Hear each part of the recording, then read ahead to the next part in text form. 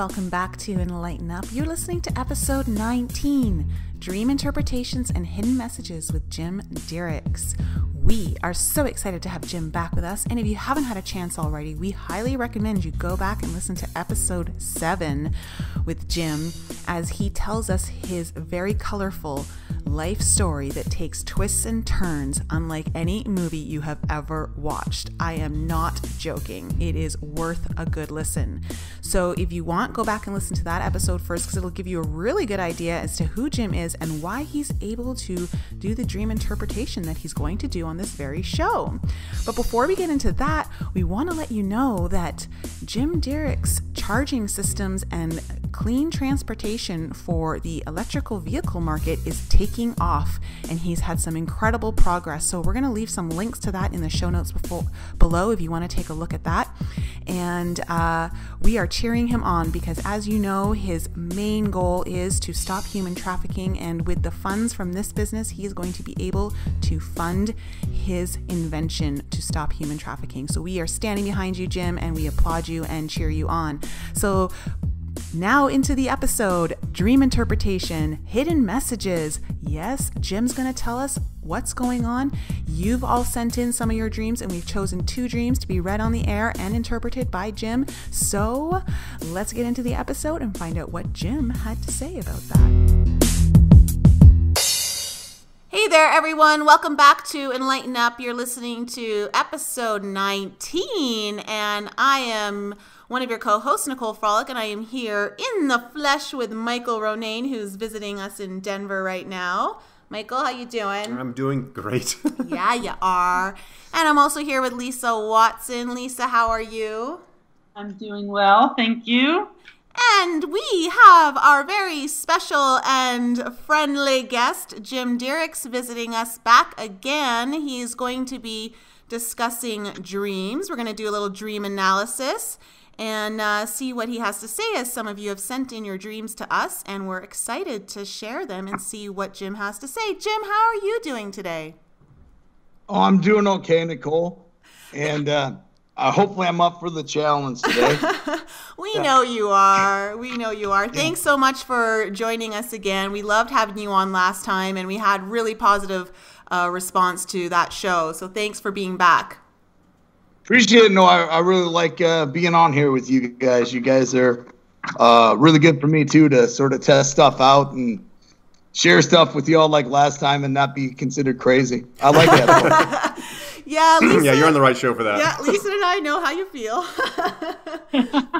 Like a support group, almost like an AA group, but not quite. Yeah. Exactly.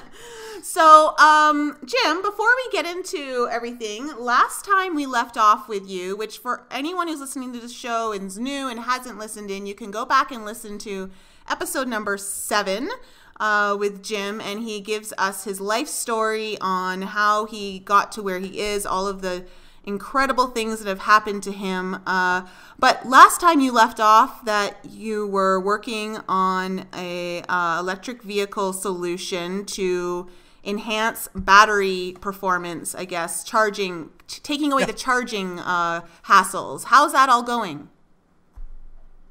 Oh, we've grown leaps and bounds in the last 4 months. It's unbelievable. In everything. So we've solved the problem that we had on our L loop, which again has an auxiliary battery system that's built into the car and an inverter, and then it recharges the lithium-ion batteries from lead. That's why it's called the L loop, lead to lithium-ion power loop. And then then the next version of that is to be able to take that along with us and be able to low-cost charge electric vehicles also. So if they have my L loop kit, then the next progression, is to be able to set up a charging network, at least right here in the Midwest, from Omaha to the Quad Cities here before the spring starts of 2018. And then they just need the power source. They just have to plug into like an RV power cord. And then that also recharges the car compared to having to go to one of them regular places like they got it now that are like $12,000 a piece and all that. So you'll be able to fill up both the lead batteries and the lithium batteries when you're at the RV park charging hardware stuff. And then you'd be able to you'd be able to, compared to just going local with their enLIGHTenUP, now you'd be able to take your electric vehicle cross country and still not running out of places to charge. Since my car isn't a Tesla, I'm limited too, because about half of the charging stations you see out there that are public are Tesla only, and my hardware, my plug is different, so I can't use theirs. So it sort of really limits you. But this way you'd be able to use the power grid as it is, that's already set up to handle 50 amps to 240 volts and all that. But so basically we're going to have a low cost charging network that'll be able to take the enLIGHTenUP kits and have the extra plug kit and be able to go down the road with that and be able to charge it 550,000 new places that you can't right now. That's incredible. We are so excited for you, and I'm so happy. I know we are all so happy that you've been able to make so much progress just in the last couple of months since you were last on our show.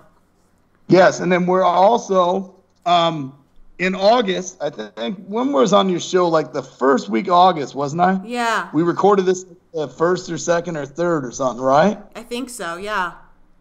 Okay. Because the second or third week of August, I get a phone call that just floored me, that I had invested like $3,000 in this little like quarter of a page ad for this international electric vehicle thing. And then out of that, somebody in Brussels, Belgium, where the European Union headquarters is, saw my little ad and said, this is what we need over here in Europe. And that this would be a game changer for Europe. The biggest thing I solve is the pain of range anxiety, because when these electric vehicles are charged up at your house, well, when the lithium-ion batteries run out, you're going to have to call a tow truck or something, or bring a portable generator alongside and recharge it or something. But that's the hardest thing. There's a gas station on every corner, but there isn't a charging station on every corner. Like in the city where my office is, it's in Cedar Rapids, Iowa, and there's only, I think, 9 or 10 of the chargers for these cars. And again, half of them are Tesla. So I only have 5 places to go to, and none of them are anywhere near my office. They're miles away. So to go to work, that's why I created this enLIGHTenUP. Again, the lithium and lead acid batteries in the car charge up at home at night. The lithium power gets you to work, and then you pull out the cord and plug it into the lithium power charge port, and it exports the lead acid power that's so much cheaper into the lithium so you can fill up again. So if a car got 50 to 60 miles, was all the range my Ford Focus gets by itself, then it now can get 110 to 120 miles.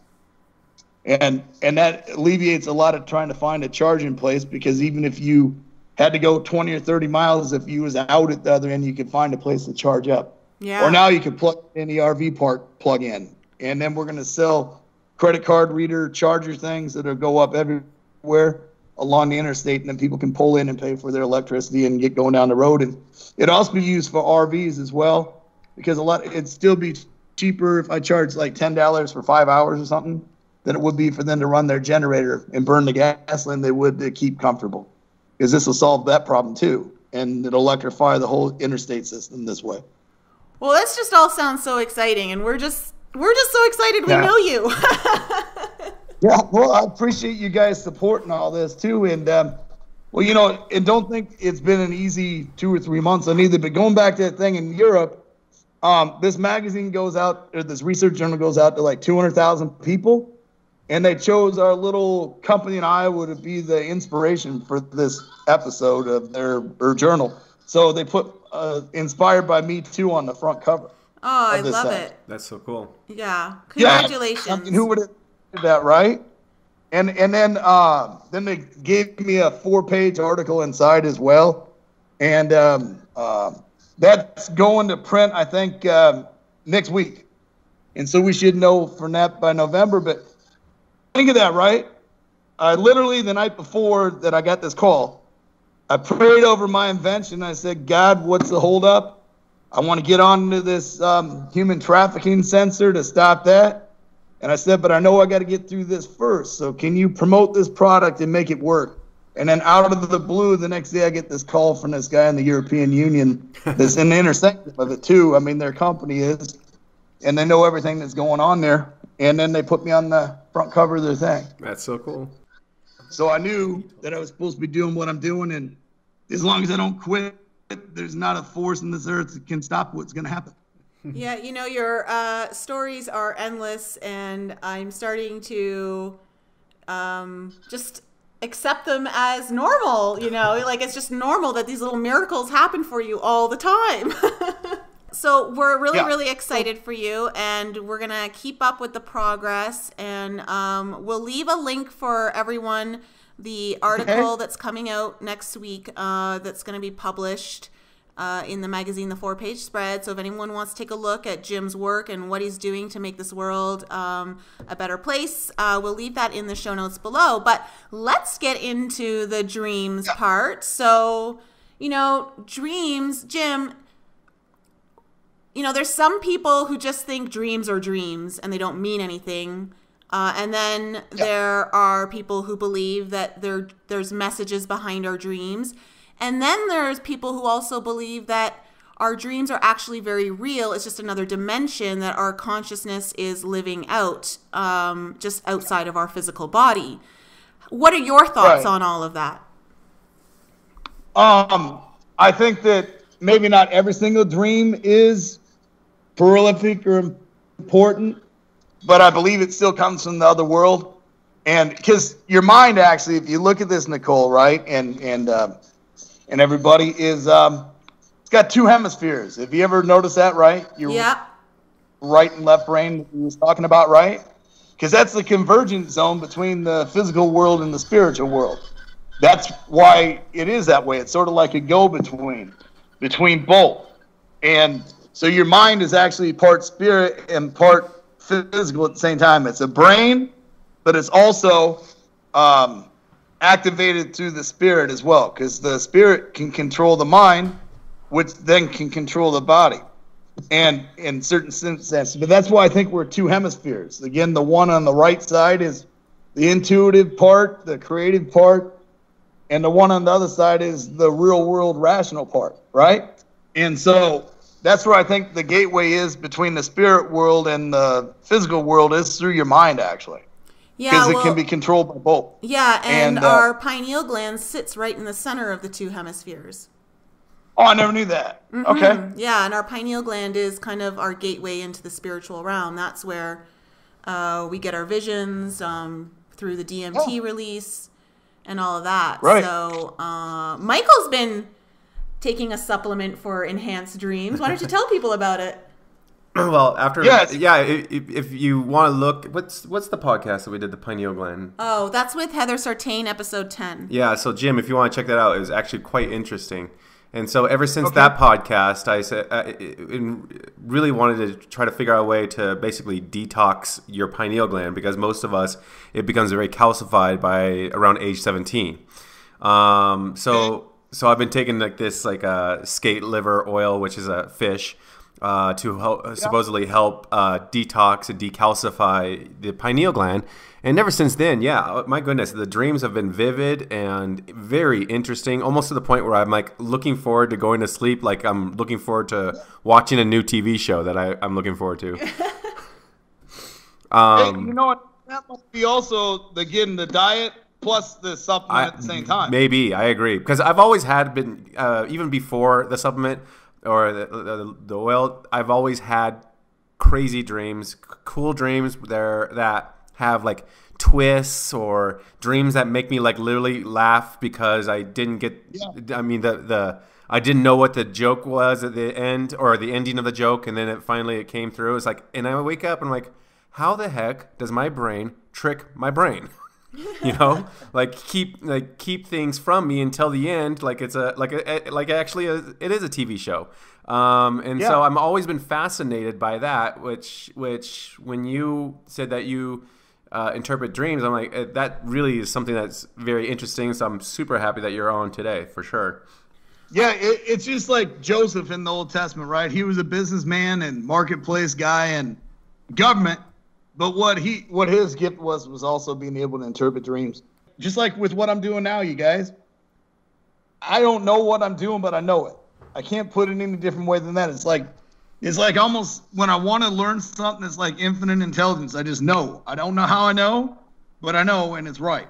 And I think that goes back to the beginning of all knowledge, and wisdom says is the spirit of the fear of the Lord. So there must be something with that. It's just a God-given gift, because with my past, I bet my brain, if you put it under an MRI, still looks like Swiss cheese.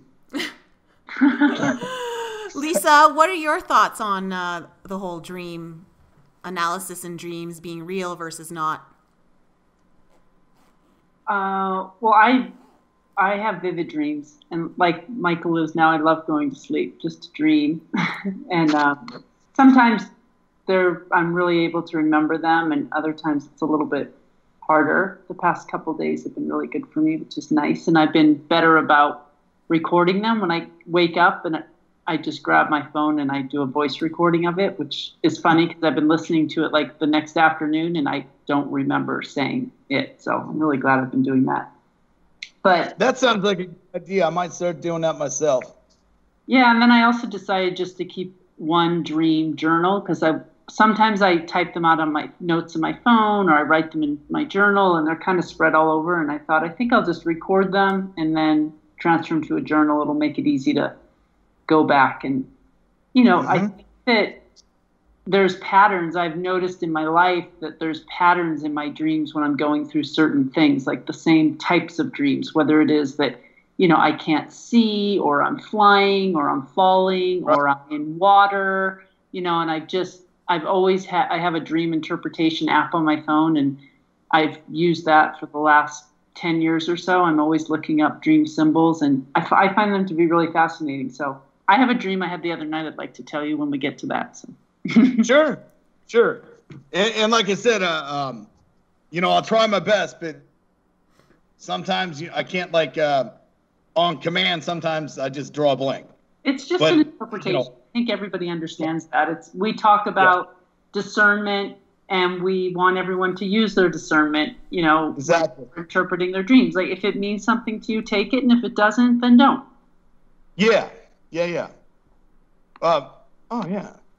Well, you know what, though, with all of us, having dreams means we're all getting older. It says your sons and daughters will prophesy and see visions, and your old men will dream. So if you get a lot of dreams. Oh, that makes me feel great, Jim. Yeah, thanks, Jim. Yeah, no, I just said it says that in Acts chapter 2, where it talks about, that the Spirit of God be poured out on everybody, and everybody will prophesy, see visions and dreams, and it all comes from the same source, like that, the revelatory source. Hey, Jim, have you ever? I'm sorry to cut you off. Have you ever had a dream in your own personal life that spoke to you and perhaps even directed you and made a big impact in your life? Yeah, let me see. What's a good one to share? All right. I'll let you guys do. I'll do this other way around and see what you guys interpret this is, right? This is fun. Okay. No, I mean, I've had thousands of dreams. I really have. But the only ones I remember are the important ones. You know what I mean? Because a lot of times, like when I'm working out here in my shop and stuff, right? I think I said this on the last episode. I've seen the sun rise and fall 5 times before I need any sleep, when I'm really on to something. Because I'm daydreaming, I'm visualization during the day, and I think that's almost like dreaming or something. Because when I see a vision in my mind, it like energizes me, and I don't need sleep because I want to build the thing, and stuff. But one time I went to this this business meeting in Florida from Iowa. I left here with $122. Okay? This is a dream. No, this is real life. I'm telling you the setup is a dream. Oh, okay. Gotcha. Sorry. My bad. And no, it's fine. I'd be thinking too. But so I left here in Iowa with like $122 and a tank full of gas to start with. And I went to this Christian businessmen's conference. And I'm thinking, what the heck am I here for? All these guys are rich, and I've blown it. I went broke after 9/11 and lost my millions, and didn't have a lot. And I was in an old Escort that was like 20 years old to start with, and bald tires. And I got down there with like I had like $22 left or something. And this man was preaching there, and I heard a voice say, go all in and put all your money in the offering. And I'm like, man, that's crazy. Yeah, really supposed to do. Anyway, so I did, and I felt peace about it when I put the $22 in the basket. And then within an hour or two, though, people were handing me money, and then stuff was selling on eBay, and I actually come back to Iowa with $950. Okay, so I had to be all in. My last $21 or $22 had that. But so I was driving back home, and I didn't have enough money for a motel or anything, right? So I just slept in a rest area by Birmingham on my way north from Pensacola or Walton Beach, Florida. Destin, Florida, up that way is where I was. And so as I'm sleeping at night, all at once, I'm in this dream where I was at a business meeting, almost like that, but it was different, like a banquet meeting and stuff. And I'm looking at everybody too, and they're all dressed up nice, and I'm in old ragged clothes. And actually, I had no money in this dream because I had to buy a ticket to go there, and that took my last dollar, my actual last physical dollar. So I'm saying, ha, God, now I can't do anything for you. I guess you're done with me. And I don't need to worry about you helping me because I'm broke. I don't have no more money, no more resources, no more anything, right? So in this dream, though, the master of ceremony said, you come forward to me, he was saying. So I went forward, and he was like at a podium, and I'm standing in front of it. And he says, God's seen your trials, your faith, and what you gave, and you're all in, and you have no money. But I'm here tonight to take up an offering for you, and this offering will never end. It will be never-ending offering. And then there are 7 doors that opened, okay? And then 7 lines of people as far as you could see. And they started handing me cash. There was no checks, no credit cards, no anything, just U.S. currency. And then there were 7 piles of money that were 7 feet tall by 7 feet wide and stuff. So 7 pillars of money.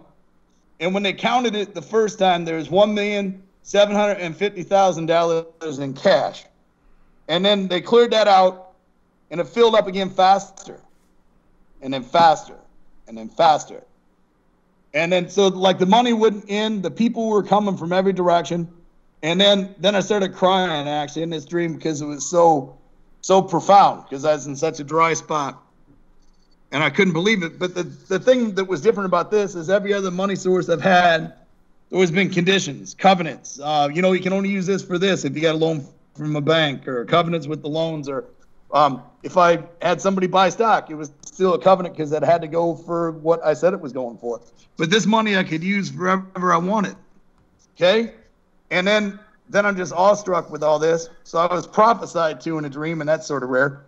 Inside a dream and all that, heard the voice of God inside this dream too, and the prophecy and all that, and then all that. And then the dream switched to like 2 years later. There was a man back here I know that him and his wife fall into crack cocaine use after they were sort of on the right track for a couple of years. And well, in his dream, I invested some of my money into his life, and then he quit using drugs again. And then he was at this meeting 3 years later testifying about how my investment in his life changed him. And then I woke up. I don't think that needs to be interpreted. I think that's just like your future. I mean, I've had dreams where I've been, like I've either won a lottery ticket or something, but not like that kind of money, though. What do you think the sevens Yeah, let's go over the sevens, because that's a very profound part. I think Lisa would agree as well. Yeah, it's God's number, of course. It's God's number, of course. The last 4 of my license plate number, my driver's license number in Iowa, it's got like 3 numbers, then 2 letters, and the last 4 are numbers again. Mine is 7777. Interesting. Nice. Of course it is. Random, right? I didn't choose or ask for it, but that ended up my number being 7777 at the end of it. So it's all sevens. And well, seven's completion in the Bible. There's 7 spirits of God. There's 7 whatevers and whatevers. It just goes on 777, right? Yeah. The sealing in Revelation chapter 7 is about that, the 777 thing, and for the 666 and Aleister Crowley and all that stuff. So, but there's 7 continents on the world. There ain't much business activity I know in Antarctica, but still. So maybe it's meaning that, and people coming from every direction, meaning they were probably buying something from it. And it was so big that it couldn't be stopped then, and everything was that way, I think. Well, but that's yeah. Sorry, according to Joanne Sacred Scribes, angel number 77 indicates that you are being congratulated and your efforts have been well noted by the angelic and spiritual realms. You are on the right life path and are living and serving your divine life purpose as guided. Due to your efforts, discernment, and good choices, your just rewards are on the way into your life. Interesting. Yeah. Very. Wow. Kind of spot on, isn't it? No, looking back on it, I'm seeing it. I should say this dream happened 14 years ago. 2 times 7. There you go. That's 7 years plus 7 years. We'll go with that. January 17th of 2003. Interesting. I know the date because it was the weekend of Martin Luther King Day, which was the 19th that year. Right. Well, that's also an interesting day to have the dream, I think.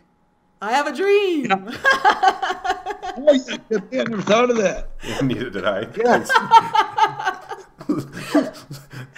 Little on point. So, yeah. Yeah, 777, I guess, a good number for me then. Anything, Lisa? But now we're ready to move into that. Maybe that was all this other stuff, all the different 10,000 inventions I'm going to have.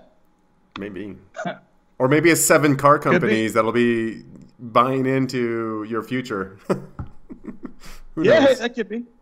That could be. Lisa, you have any thoughts? No, I think that you guys pretty much covered it with the 7 and all. Well, we just know that Jim's going to be rich, so there's that. You know, your stories are so detailed, and you couldn't make it up. Yeah, no, you can't. You just can't make it up. You really can't. I think, Michael, you and I had a conversation about that. Like, either you're the most incredible liar in the world, you know, and know how to keep all your stories straight. Yeah. Right? Yeah. So I wouldn't be getting electric cars. I'd just steal it from people. Yeah, that's true. So, Jim, when you interpret even your own dreams or other people's dreams, do you have like a methodology to it, or is it more just like what you're inspired to believe when you hear people's dreams? Yeah, that's it. I just get inspiration, again, from the spirit world, I think. I gotcha. And then that's, you know, there's all kinds of methodology, you know, like, like a cat, like in Nicole's dream that we talked about months back, remember? Oh, yeah. That's a sign of femininity. It's a woman. Cats are usually. And the eyes tell you that you can see pretty good in darkness and stuff, and you're going to be able to see around your situations.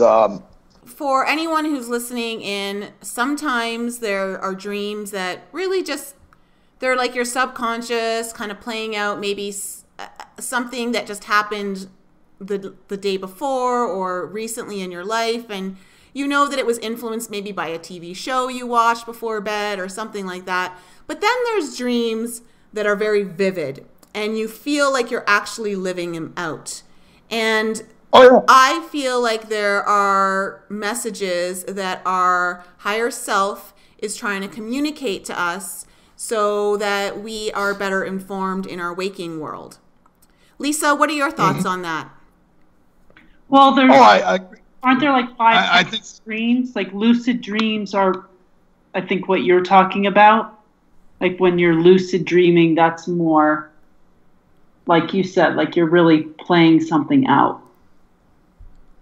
When it's really vivid like that. Yeah. I mean, I've had all sorts of different types of dreams. I mean, I've had dreams where I feel like I'm traveling through space or a wormhole or something, and I wake up and I feel like I actually was there. And then there's other times I just have dreams that they're really vivid, but there's such deep messages in them that I know that whether it be that I was healing a relationship, maybe it's something between me and an old friend or an ex-spouse or boyfriend or something, that I felt like something was really transpiring between our higher selves and that it was real. What was happening was real. Yeah, I believe that we can actually do things in our dreams that are real. Like, okay, Jim, what are your thoughts on parallel universes? They exist. They exist? Yeah. We're living in 2 and 1 anyway, all the time. Ooh, can you elaborate on that? Well, I think we are, just like the spiritual and the natural world right here. Like, who was it? The police or years back said we are spirits in the material world. That's what we are. Mm-hmm. That's what this plane is. But also at the same time, you're in the spiritual world, and the same plane as our physical one. Yeah, no, definitely. No, but that's what it is. Again, I think that, like, I call it the slipstream, But there's things out there that you can just reach up and get, and it's knowledge. It's truth. It's stuff we don't know yet even. And I think that's what our dreams go to sometimes. And also, I think dreams are a lot of times a way that we can hear things because we're too busy during the day. More or less. Too busy to pick up on the intuition of what's going on. But when you're dreaming, then it helps you to see what's really going on because you're at a slower pace or something. You know what I mean? Yeah, absolutely. That makes a lot of sense. Yeah, or that's what a lot of warning dreams are that way. Well, should we get into some of the dreams then and see what you have to say? Sure. Let's just try one. Try the easiest one. Don't try the one in the wheelchair like the one time I told you about, please. Well, you know what? You didn't do so bad in that one, so I wouldn't be so worried. No, I'm not. And like I said, it's all in the giver, the knowledge to me, and that's what I think it is too. Okay. I can only interpret or do what I'm told. Okay, so let's start off with this one. We got this one in, and his name is Graven. And so he's a father of 2 daughters, and in his dream he saw his eldest daughter, and she was complaining of itchiness at one of her nostrils. And there was like when he looked at her nose, there was like a small skin hanging out of her nostril. So he pulled on it, and it kept coming out, and it was longer and longer, and eventually, as he kept pulling it, a green grasshopper-like bug with really thick, big legs, almost bigger than the actual bug's body. Plus the body had a very hard shell, he said, because he was trying to kill it and it was very hard. So he pulls this out of her nose. And so that was kind of his dream. But in actual waking life, she actually has a small rash there on her nostril. And oh, wow. It's like a burn kind of scabbish thing. So he's just wondering what's going on, because I will say this, she is, children, they're very tuned in to things. They're still very connected to the spiritual world because they haven't gone through all the programming of fear and all that we go through later in life. She has been able to predict things of happening to her father, and 2 days later it comes true. So she's very connected in waking life. So he was wondering if there's something he needs to be concerned about from that dream. So I'm going to leave it over to you now. Okay. I hate to ask this, right? No. There's so much detail there. Could you read it one more time? Okay. Just not the background of the girl, but just the dream itself. Yeah. Okay. So she complained of itchiness at her nose, and there was a small skin hanging out of her nostril. So he pulled on it, and it kept coming out, and then eventually a green grasshopper-like bug with big, thick legs, bigger than the body almost, with a very hard body shell, was pulled out. And he tried to kill it, but it was very hard to kill. Okay. Okay. And was it left or right-sided, or did he say? You know what? I don't know. He didn't say. Okay. Okay. Hard shell. Kept pulling and pulling and pulling. I saw that. And as you were saying that, it's sort of like the alien thing or something. Like the root just kept coming and coming and coming, and then the bug come out, right? Yes. So the bug is well embedded in her. Hard shelled and all. Hard to get to. With her nose, it's a sense. So maybe it's sort of, her perception and stuff. Or like her intuition. Or whatever you want to call it. It's something to do with that, I think. Like you got bruised somehow and then something got in there. And it started with a simple rash, though. That went deep. That's the major thing there. Yeah. Do you get an initial positive or negative feeling from the dream? Negative. Yeah. Yeah, no, I do. It's, wow. Okay. Is the girl's mother intuitive too? I'm not sure. Doesn't say. Oh, no, I get. But something deep down then came out, see?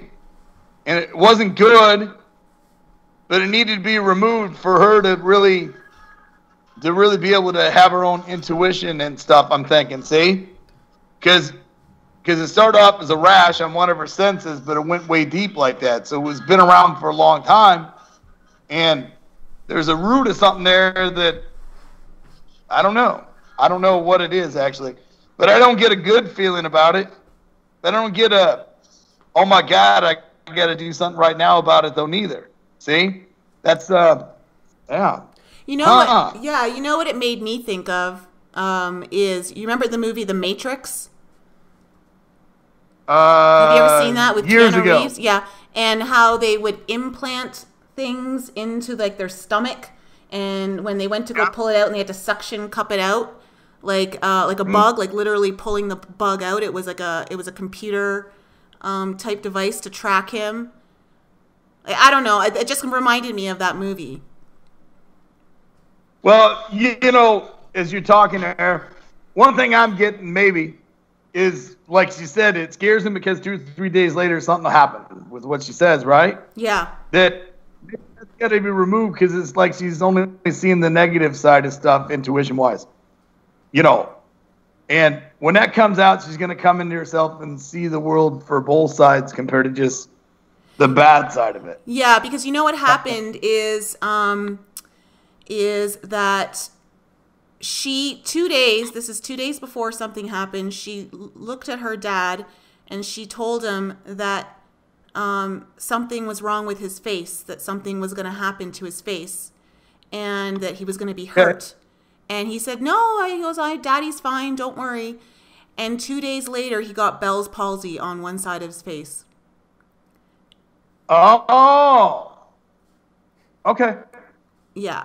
And so that's like, he's like, you know, that's a pretty strong prediction. It's not like people get Bell's palsy every day. So I think that's where the concern is. Yeah, maybe that's all it is, though, is that she's just seeing the negative side of stuff and doesn't realize how much words can matter. Okay. You know?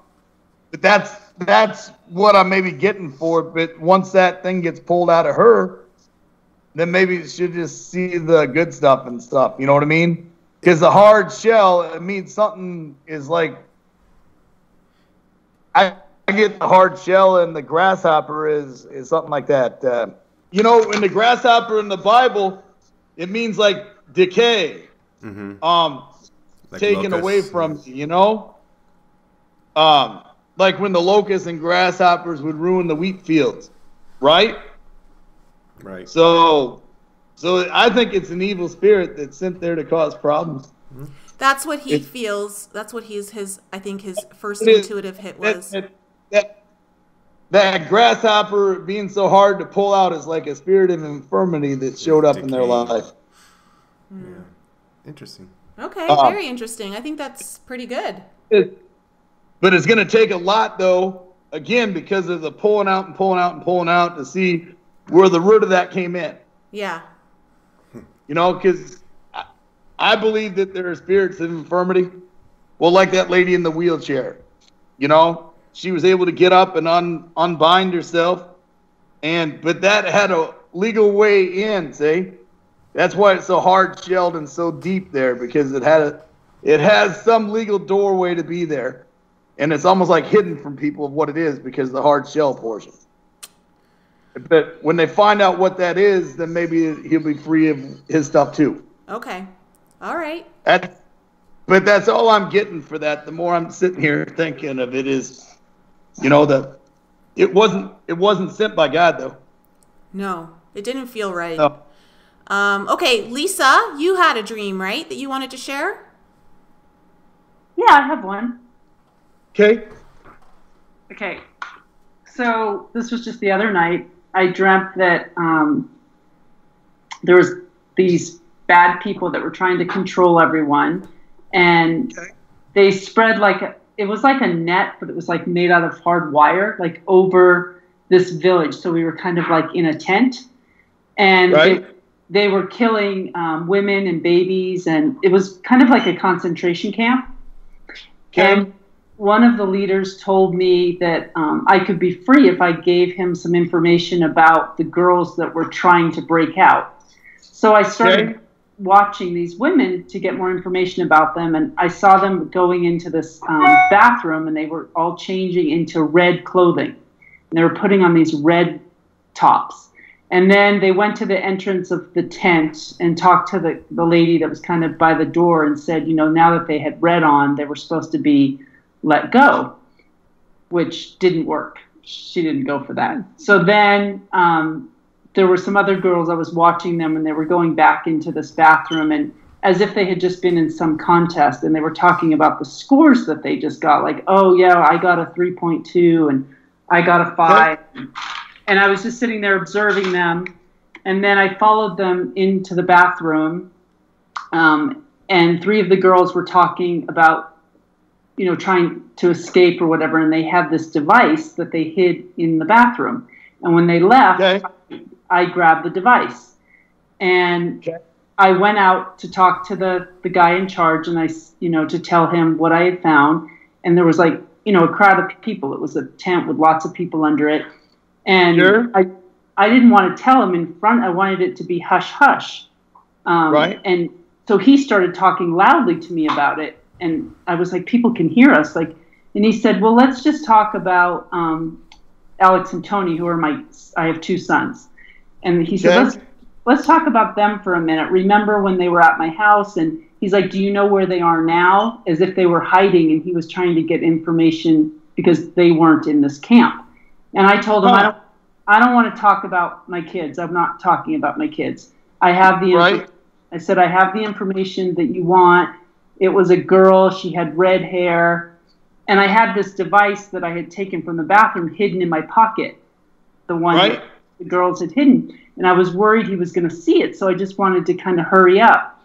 And he called across the camp to some girl with red hair and said, do you know another girl with red hair? And I was thinking, oh my gosh, he is going to just throw me under the bus. Like, I thought we had a deal, but obviously we don't have a deal.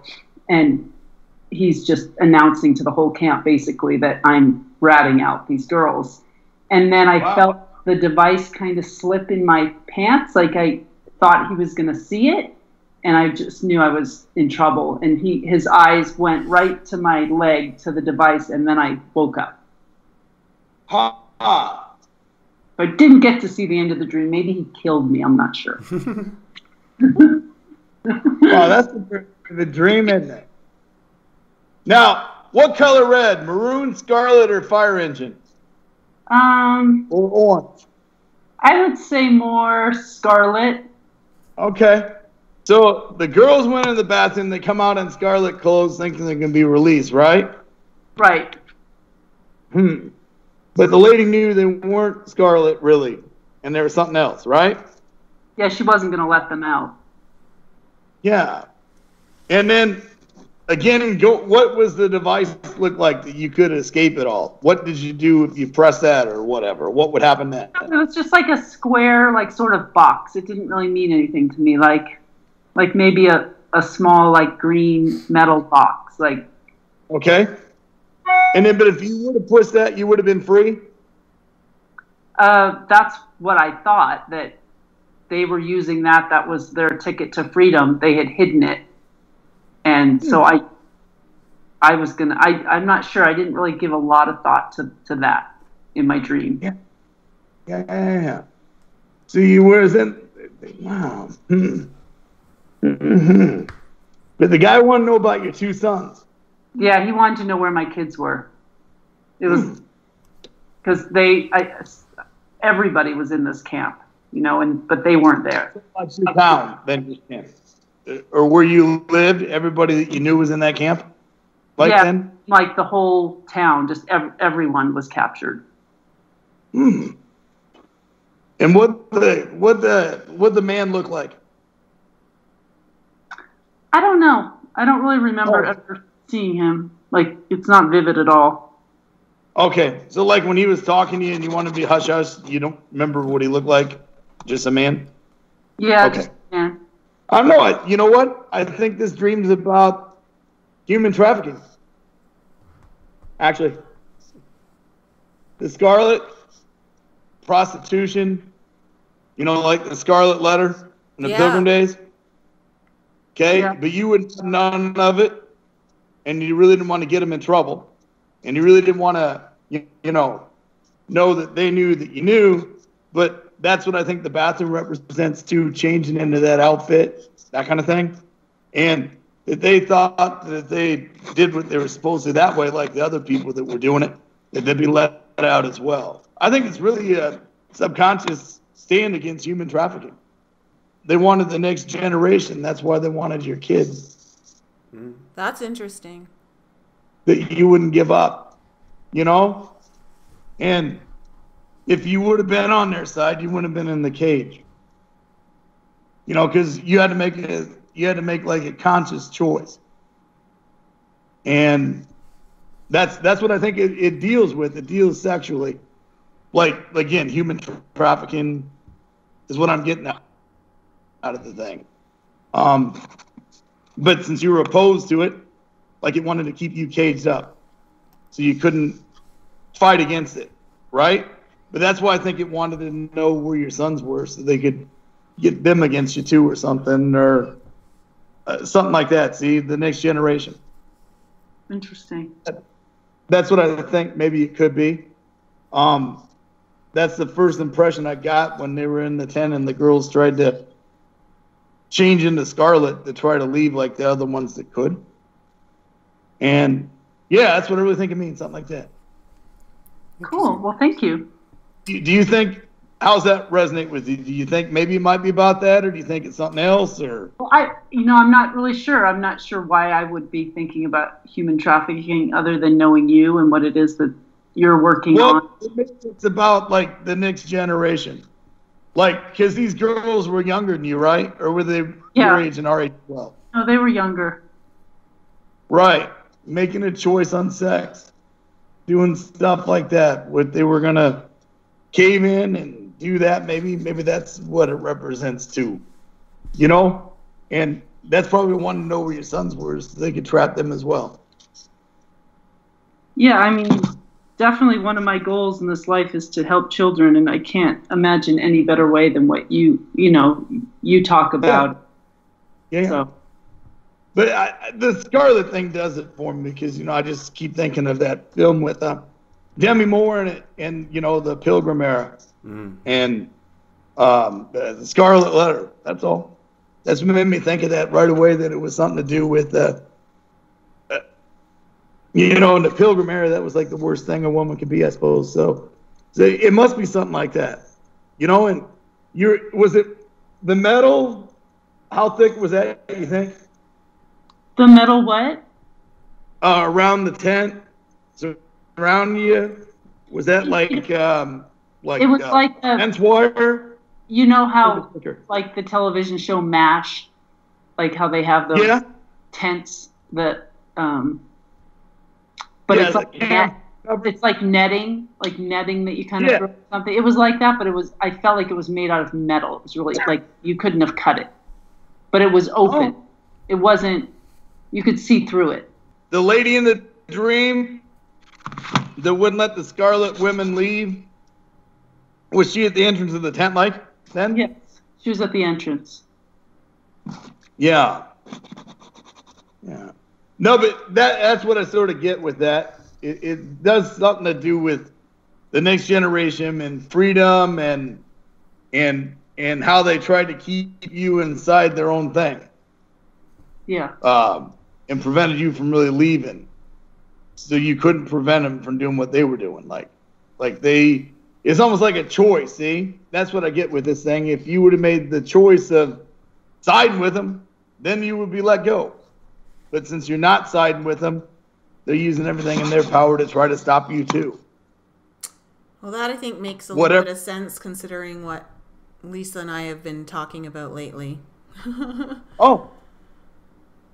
Okay. Yeah, just some stuff that's been happening that we don't need to go into, but like I think, that kind of makes sense to me, Lisa. I don't know if you see that.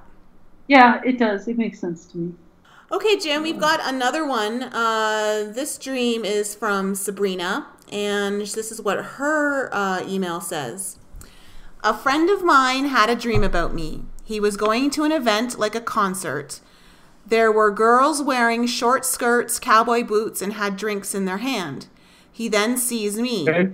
I turn towards him. He sees the skirt that I'm wearing. Everything becomes slow motion, almost Matrix style. He looks down my legs and he sees every detail. Hair, skin, freckles, everything going down my leg. It was hyper real to him. Then he sees 3 talons of a bird's foot, animation style, coming out of her calves. It got sucked back in. It was really quick, like he was not supposed to see it happen. Then she turned around and walked off. He got the impression that she was something else, not human. He felt like he wasn't supposed to see her like that. He rarely remembers his dreams, and this really affected him, so he told her about it. So 3 talons of a bird's paw, but not the rest of the bird? Just sort of like seeing a hand on a wall? Yeah, exactly. It came out of her calves. So he went to a concert. Everybody else, what was her skirt full length then? Or was she dressed like the other women? Yeah, she was dressed like the other women. With short skirts and stuff? Yeah. Oh, okay. Okay. Huh. And this was about her? Yes. Ooh, geez. Thanks. Okay. But he had the dream. Yeah, he had the dream, and he told her about it because it was so hyper real to him. Yeah, because it wasn't her, really. It wasn't her anyway. You know that? He's right about that part. Like, it wasn't a real person. It wasn't her. Oh, really? No. I'm getting this all right now. I'm thinking, Yokanda la Shika. It's like she represents to him what the woman in the dream did. It wasn't her, but it was like he's seen all of her flaws and good sides, right? Yeah. And the talon going back into her calf means that, well, basically birds of prey have talons, right? Yeah. And they're predators, right? And so that went into her. It's like he's like magically drawn to her, but maybe it ain't supposed to be because he's going to feel trapped. So you're saying it's not anything about this girl, Sabrina, but that in his dream, whoever this negative thing is, it kind of like used her to get to him as it's a predator that used her body, and what he knows is a safe person. It's like his trapping in life. Do you know what I mean? Sort of like like she'd be the ideal woman that he'd want. You know, the short skirts, the drinking, the partying, and that kind of stuff. But it's like that kind of lifestyle or that kind of person entraps him, sort of, or to where he feels that way, because it's really not what he wants. He wants something different. Oh, I see that. Okay. That makes a lot of sense. That one coming out of the leg and low leg, the calf part, you know, it's like something's got a hold of her already. That she's that kind of girl, not this girl herself, but what he's really attracted to. But what he really wants is probably the girl with the long skirt and the one that's more, I don't know what right word to use here, but, you know, maybe more wholesome kind of thing is really what he wants. But the trappings of his eye are going to make him want that anyway. Okay, that makes sense. Yeah, it totally makes sense to me. Michael? I go with it. But I don't think it means anything to do with if it's her anything I or learned about girls in short skirts, yeah, it's not good. yeah. Oh. Yeah, I think that's what it is, because he was seeing her in fine detail, you know what I mean? And to see the hair on her legs, I don't know. Maybe she don't shave, but I don't know, right? Like some Europeans that I know.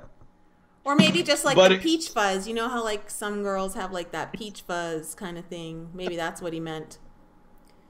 Yeah. But he saw it all in hyper detail, all the way up from her skirt. He might have just liked what he saw until the talons.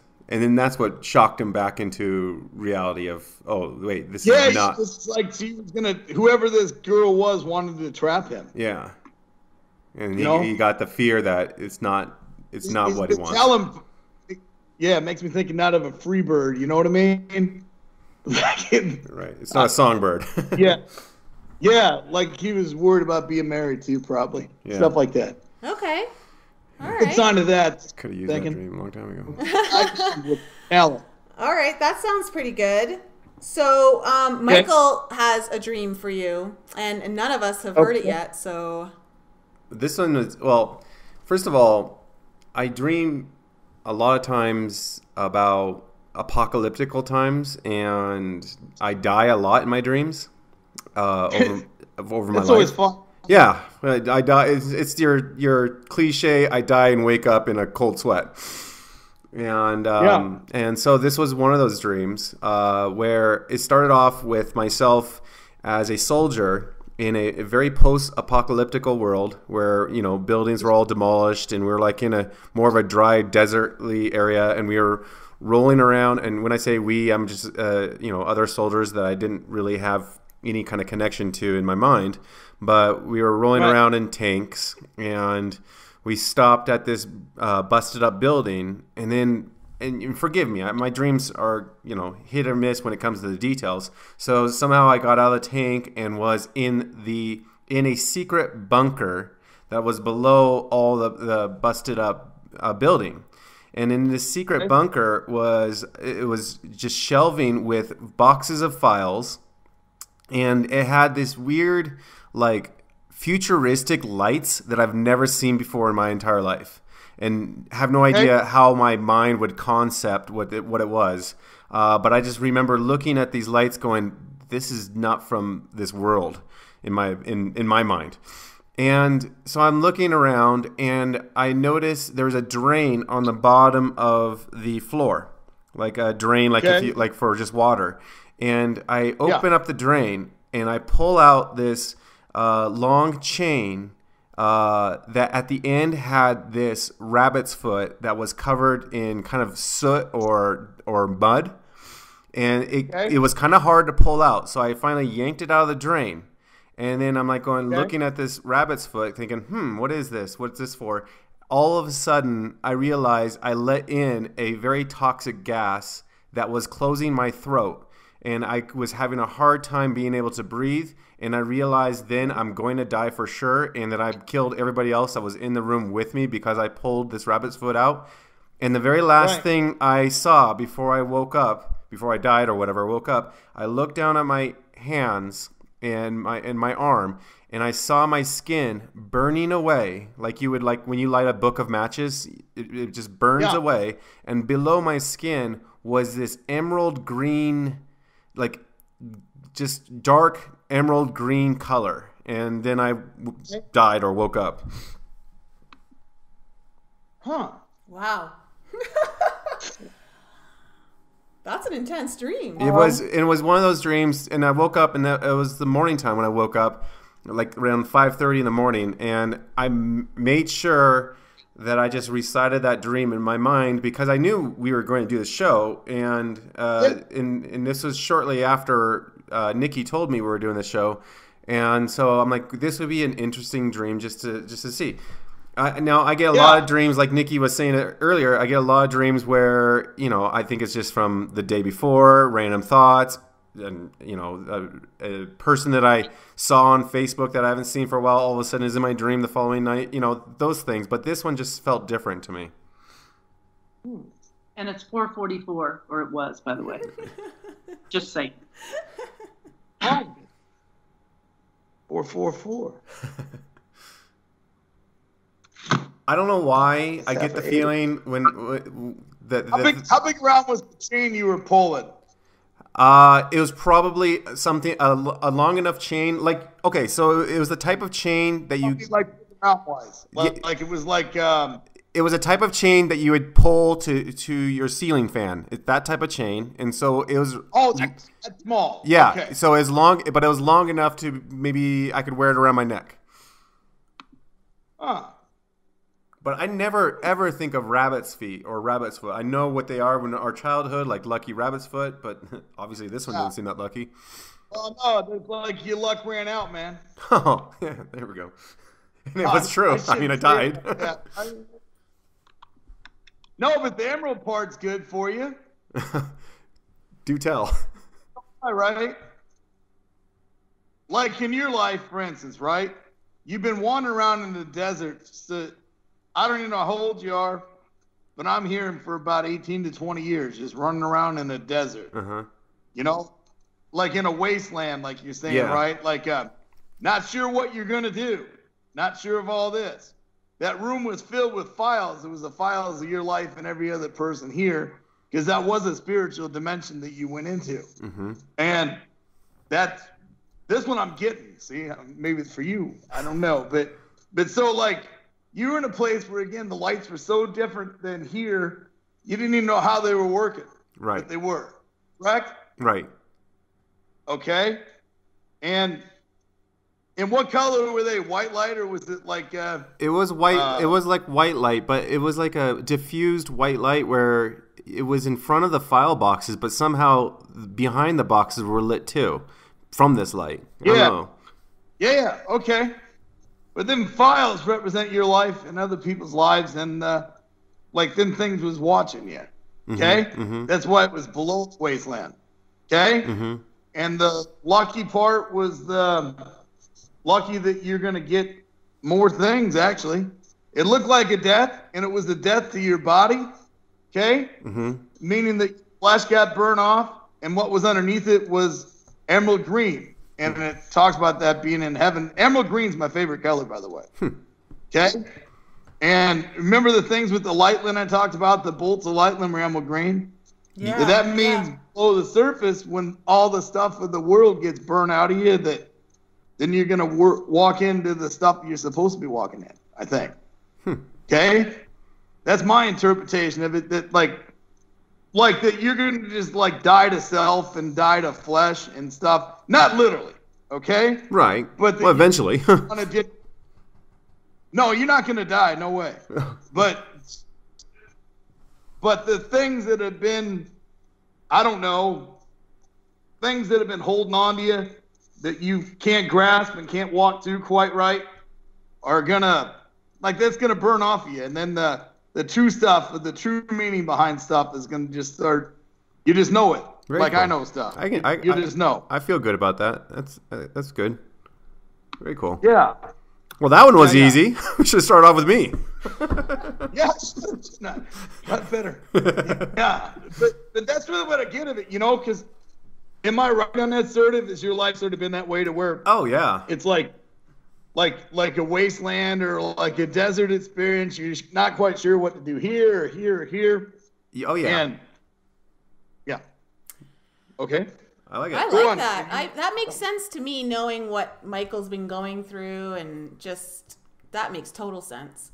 I was kind of nervous about why it was green underneath my skin, but I'm glad you see it the way you see it. It makes me feel better. You're not a reptilian? I'm not a reptilian, no. You're not a reptilian. No. You didn't have no scales on an emerald green. No. It was it was literally like I was made out of a dark emeralds. Well, I think it polished up. I think it's like going through the fire did that. Yeah. Do you know what I mean? Sort of like soot on something. It's not really into the emerald. It's right. So it might be just pure emerald is after my flesh burned away. Yeah, there you are. That's what I'm. All right, it's my new favorite color too. Is it your favorite color as well? Pardon me? What'd you say your favorite color is? I said it's going to be now my favorite color. Okay.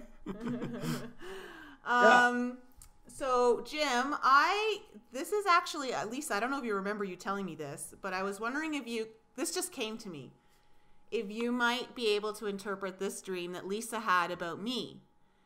Okay. Lisa, do you want to tell it? I don't know if you can remember, but I was on a highway driving and there were black trucks coming up behind me. I don't remember that. You don't remember the 18-wheeler black trucks that were chasing me down a highway, and then I got one hit me, and the car kind of went on fire, and it was completely crushed. Oh yeah, I remember. Yeah, so this truck hit her. She was in a black car, and I was standing across the street watching it happen, and I was like, "Oh my gosh." That truck's going to hit her car, and it totally smashed her car. And I looked across the street and I could see the car was crushed. But when I looked, I just saw Nicole's eyes and they were open. And so I knew that she was okay. And what I was thinking was, boy, I should be freaking out because she just got crushed by a car, but I'm not worried at all. I know that she's totally fine. And I was just like, I don't remember the end. Yeah, you were worried about clothing for some reason. Yes, but something was in my pocket. I had a sweatshirt on with the big pocket in the front, and I was more thinking about what was in my pocket. I can't remember what it is now, and I just wasn't worried about Nicole at all, even though she had just been crushed by a car. But I knew she was okay. It was one of those black 18-wheeler trucks, right? One of those. Well, your was all black as well. Yeah. Okay. Okay. What, is there only one truck or two, you said? Or multiples? I think I remember you telling me there were three. But okay. I don't remember for some reason. Yeah, but one hit me. It wasn't all three, but there were three kind of chasing me. In a comp. Okay. They're all three chasing you, but the lead truck did you in. I think so. What kind of ministry is shutting you down? I don't know.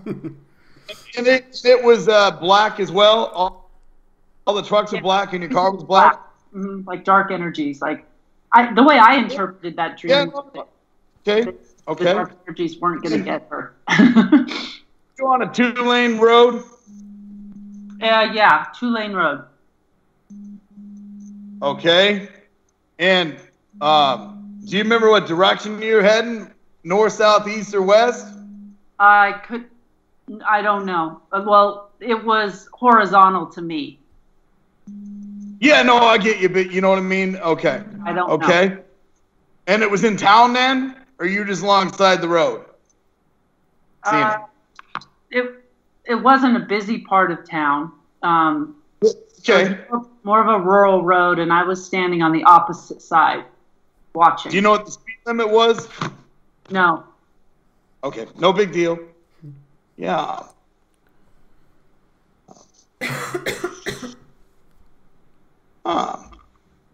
So Nicole was all right. She opened up her eyes. She was talking. You just seen that she was alive. I just saw that her eyes were open. She was looking right at me. Oh, okay. Okay.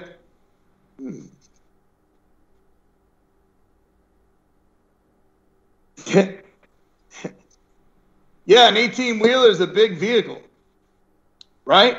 Right. I mean, no matter which way you figure about it, right? And 3 of them, that's quite a bit of stuff coming at you. And you're in this little car, and the little car is completely destroyed then? Non-drivable, right? It was just like a sedan-sized car, like a Mustang, like a fast car, a black okay. car. Wow. And then it ended right then? So after you seen her eyes were open, that was the end of it pretty much? No, there was something I'm really fuzzy on. The last part of the dream had something to do with something that was in my pocket or having clothes. I think prior to that, I was looking for my clothes. That's what it was. I didn't have my clothes on.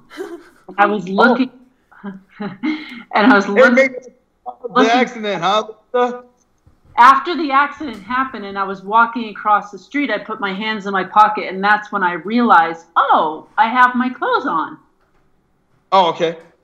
Where I didn't have them on before that. I was looking for them. Lisa likes to be naked. Okay. I don't like. Maybe that was the distraction to the truck driver. You get what I'm saying? Never mind. A naked lady on the side of the road don't happen too often, I don't think. Anyway. I don't think I was standing naked on the side of the road. It was like just before that. I was looking for my clothes, and then as I was walking up, I saw the accident, and then I realized, oh, I have my clothes on now. I get it. Well, Nicole, I'm going to ask you this, right? Yes. And this may sound weird or whatever. No, don't worry about that, Jim. I'm just trying to think. I don't know if this is in my mind or what I'm getting. See, that's what I'm trying to say. But have you in the past, like, say, 3 years to 6 years, had like 3 different mentors, really, that were trying to help you? Oh. 3 deceivers. You've had 3, yes, that's what I'm getting. But they like are walking similar to you, and they think they have a lot more power and stuff, right? But that's what I was like. 3 different people have been trying to wipe you out, blindside. Oh my gosh. Okay, I would say you're on a hot trail right now. Yeah, I think so. And destroy what you're going to do later. Huh. But they can't get. Can't. Unless they knock you off the side of the road, they can't kill you. You're going to be okay. Yeah. And I know. It's like what I said earlier with myself. As long as I don't quit, there's nothing I can do. But in your situation, it was like 3 people. I don't know if they're mentors, advisors, people you confided with that were really jealous of you and had the wrong motives for your life. And then it was deceitful because they were coming behind you and you're blindsided you from the back. And it sort of wrecked you almost, right? Yes. Right. And just like I'm seeing that, the wreck in an accident and all, right? Yeah. But it couldn't kill you. It sort of really slowed you down on what you want to do. Yeah. She's back now. She's back strong as ever. Yeah, maybe but it's in because this of you, dream, Lisa. getting there was something to do with that. Yeah, maybe it's because you showed up, Lisa, to kind of like, help her get through this any kind of deception in the past. That's why you had the dream, perhaps. Yeah. We stick together. I got back. I this year alone was one of the most deceptive years I've ever had with people in my life. Okay. And so that true, like people that mentored you almost, but they were jealous of your gifting. Yeah, I would say that. Okay, 3 of them. I have 3 in my mind right now. I have 3 Well, I guess that's for you. I got at least 2 or 3 of them. Yeah. okay. Yeah. I guess that's interpretation of that one then, huh? Okay. Wow. Yeah, but that's what I seen. Because again, long time back, I had a dream where a Hell's Angel in a Nova car came up behind me, and I had a white fifth wheel pickup and a fifth wheel trailer. Okay, and the guy that was the true Hell's Angel in a Nova car tried to destroy me, and it hit my car or vehicle system at like 120, completely destroyed his, and everything that was man-made inside my pickup and fifth wheel and stuff was destroyed. Glass, wood, anything that was man-made was destroyed. And then the guy was being hauled away by a state trooper and arrested, and he was in handcuffs and still cursing at me from the car. Okay, a real Hell's Angel. And then I get a cell phone call where this voice said the insurance adjuster would be out any minute and you're going to get 5 times what you lost. So but I was struck from behind, see? Yeah. I didn't see it coming. Yeah. Because it snuck up on me and was deceitful compared to hitting me head on. You know what I mean? Or broadsided. Yeah. It was from the rear and it destroyed everything in that trailer. Yeah, that makes complete sense because that's how I've felt for all of it. Like just completely blindsided. Yeah. Huh. Yeah, like I really did not see any of it coming. And then when it hit me, it literally did kind of destroy me in a way. Destroy me, but it really took a lot out of me, and it took me a while to get back on my feet, I guess, so to speak. Yeah, the being struck from behind just made me think of that. That had to have been something like that. The 3 people really after you, and they're deceitful about it. And I think it's something to do with like your giftings because they ain't got it, but they want it. I think so too. And that's what I'm hearing. Okay, that they wanted what you have, but they were never given what you have, and they're jealous of you, and that's why they tried to destroy you. Interesting. Okay. Wow. Okay. I'm a little speechless right now. But I mean, Lisa and Michael know everything. So it makes sense, Jim.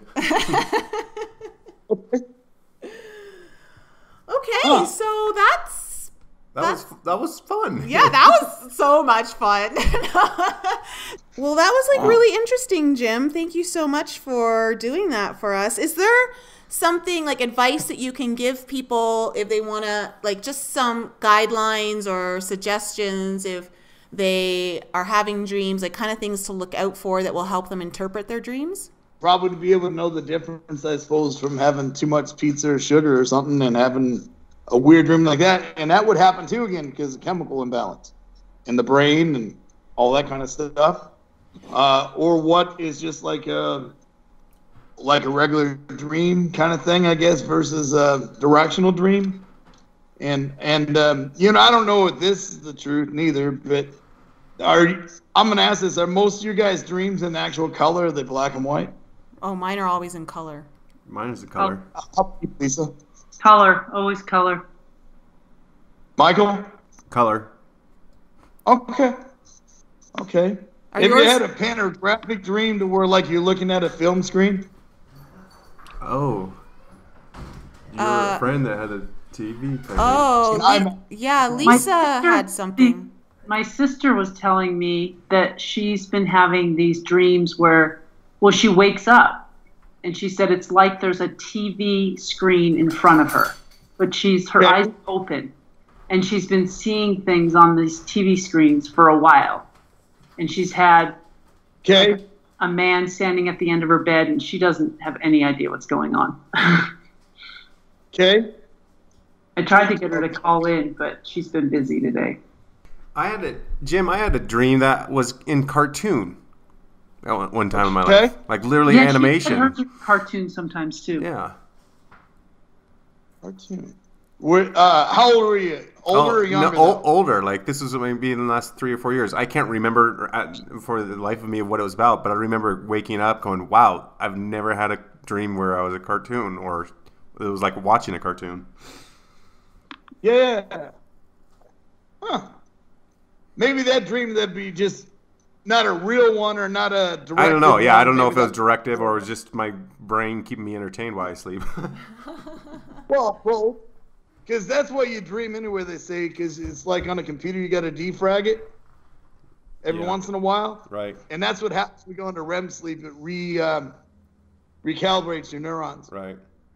Did we really decide or talk about whether or not Jim believes that it's an actual alternate reality, that sometimes dreams are actually real and not just symbols of things? Oh, yeah. It's like the one where that guy was prophesying to me in the dream. That was real. Yeah. It's like us two talking. Or us four talking. So you believe then that it's like your spiritual self, your higher self, connecting in a different world that is very real. Just because it's not on this physical plane doesn't mean it's not actually happening. Well, like, for instance, I think any directed dream, really, an angel or God gives it to you. God himself or an angel. Because it happens that way. Like when you're in your night sleep and your REM sleep and stuff, it's like the spiritual dimension can come in because you're not blocking it with your mind. But it's like an angel puts a hand on your head and just downloads it to you. That's what I've seen. Okay. No? Yeah, and I can see that because like the angel could be your higher self as well. Well, maybe I actually think it's again, angel means messenger. Yeah. So like God gave the message to give to me. But then also that time that I told you about where I basically astral projected without being tethered. Okay? Yeah. That was like an angel stayed in my spirit or my body so I wouldn't die. Because my spirit left my body. Or that's what I feel happened. Yeah. That Paul says when he's seen heaven too, he said he didn't know if he was in his body or out of his body, but it was so real. And so more glorious in this world, you know what I mean? But I that's what I think happened anyway. I was asking that to Shonda too, and she said that when she does this kind of stuff or leaves her body, that she's not tethered either. But I've heard all these like Hindu people and stuff tell me they're like tethered to like an extension cord or something, Mm-hmm. But I don't know where that comes from, I guess. But I think it's the same thing is what I'm really saying. It's sort of like in that world, or when you're sleeping, I think you're more receptive to things your mind would block during the day. Yeah, that makes total sense to me. I totally agree with that. Yeah. But that's what I think some of it is that your mind isn't there to block everything. It's why we don't have miracles in the first world countries really a lot, because we don't think we need them, and we think our mind and science and medicine will solve everything, right? But that's why I think it's that way too. That same logical mind blocks out everything in the creative side of us because we don't use that creative side when we're awake. That's interesting. Yeah. Well, thanks so much, Jim, for being on the show. We really appreciate it, and thank you to all our listeners, some of you who've sent in your dreams. We hope that helps you in some way. And that's, I think, about a wrap. Lisa, Michael, okay. You guys have anything you need to say or want to finish off with? No, I don't. Thank you so much. It was fun. Yeah, thank you. Yeah, this is actually very great. It's not great. Very, very cool. I mean, cool like in a very like learning, informative. Yeah. So I look forward to hearing even more in the future with you, Jim. Yeah. That'll work all great. Okay. Well, thanks so much, Jim, and to all our listeners. We thank you for being here. If you need to learn any more about us, you can go to our website, enlightenup.us. And if you have any questions or show topics that you'd like us to address, please send them in to info@enlightenup.us. And of course, you can follow us on all social media, Facebook, Twitter, YouTube, and Instagram. And stay tuned next week.